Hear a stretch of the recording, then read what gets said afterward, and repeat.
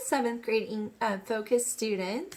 This is Miss Jackson here to go over week number 5, the daily language practice with you. So you can check your answers and check your understanding. And if there's any more questions that you have about this, please message me on Canvas and I'll get back with you. Question 1.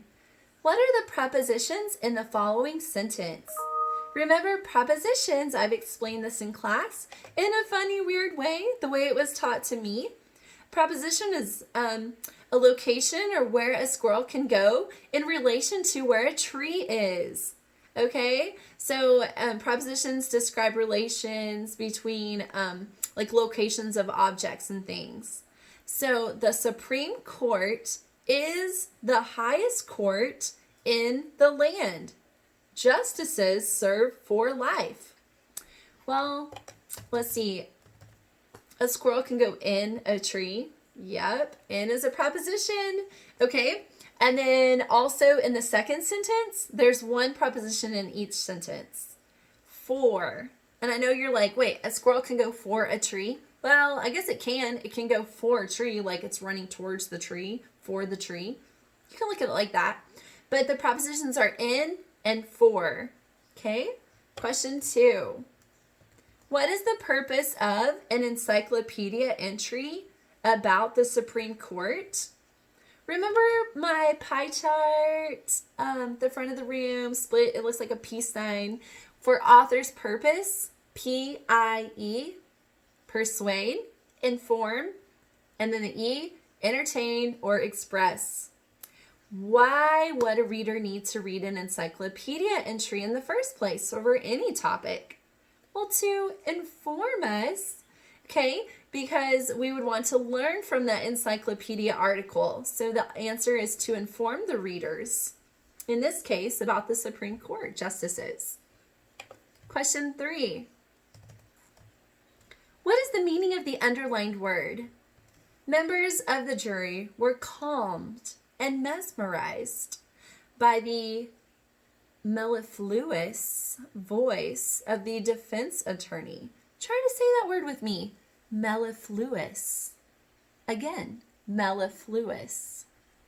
Well, if you have to look that up, that's perfectly fine. But also use some context clues. Like the members of the jury were calmed and mesmerized. Like they were just paying attention, okay? So the best answer on this, if they were calmed, it was mellifluous means sweet or pleasant to hear.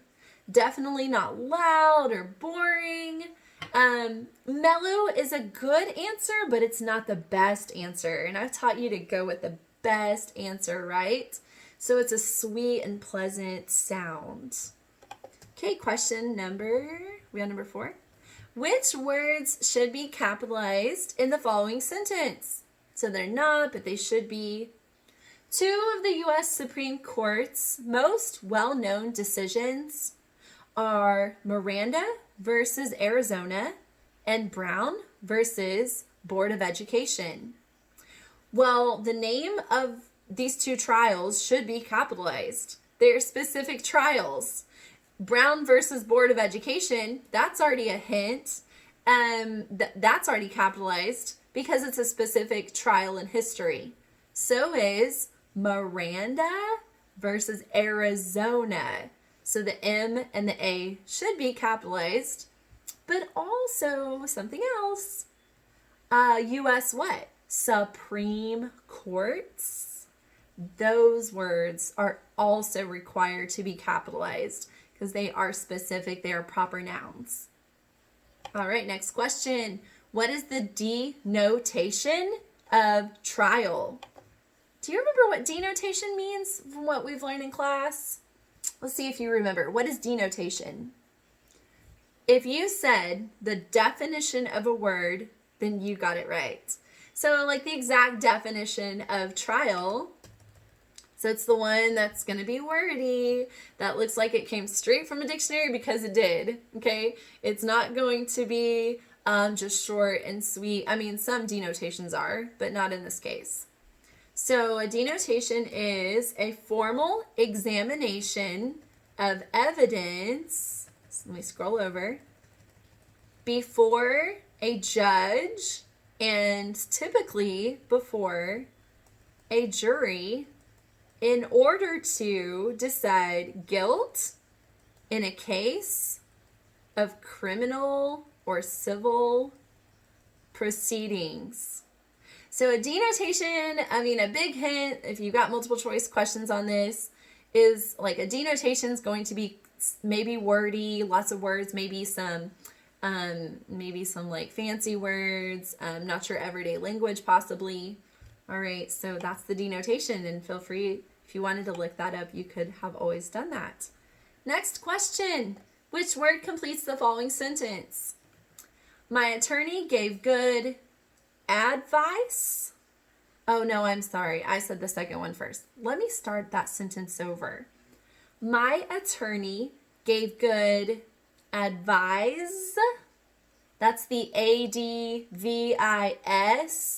word, advise, or advice. Advise kind of sounds like a Z, but it's an S, or advice, A-D-V-I-C-E. When he told me not to pursue the lawsuit for bird droppings in my yard. Yeah, that probably wouldn't go so far. So, did the attorney give good advice or advice? Which one? Advice with a C, not an S. A-D-V-I-C-E, advice.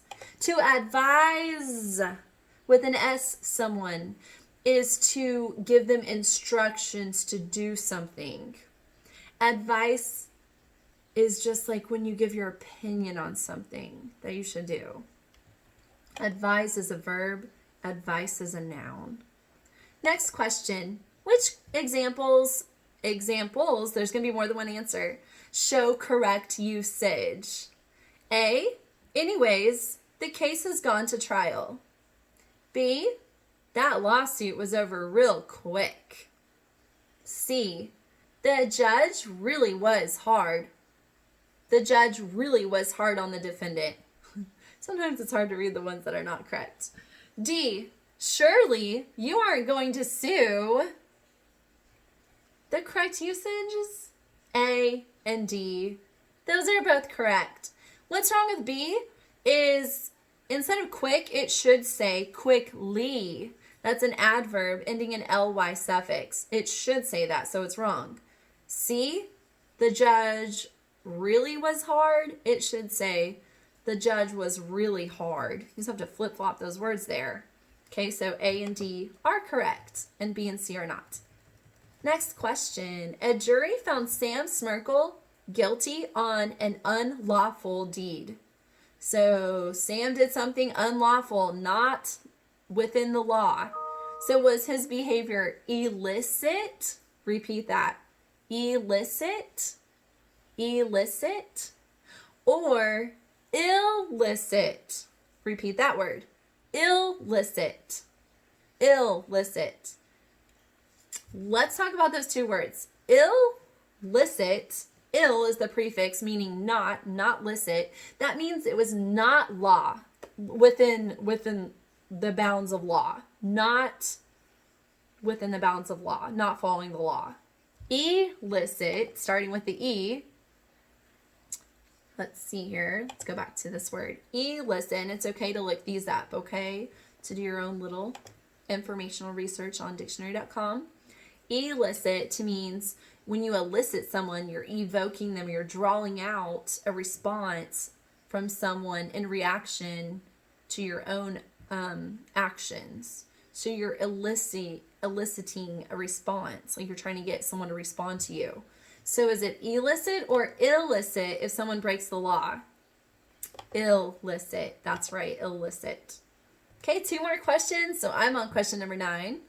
The feeling in a piece of writing is the feeling, like the atmosphere. When you read a story, the feeling you get that the writer wants you to feel, and the writer does this by the setting, the tone, the way the characters are acting and feeling towards each other. That's called the mood. The mood of the story is the feeling, like the mood you're in. It's how you feel. And the 10th question. Police took the cook at Bubba's Burgers to court. This is gross. For putting fingernail clippings into his burgers. Ew. Right? Well, was the cook being persecuted? Go ahead and try saying that word. Persecuted. Again, persecuted. Or prosecuted. Say that word too. Prosecuted. Again, prosecuted. Well, when you're being taken into police custody, you're handcuffed, you're not being persecuted. You're being prosecuted. Like you're going through the process of going to jail. Persecute, it's okay to look these up again, just like always.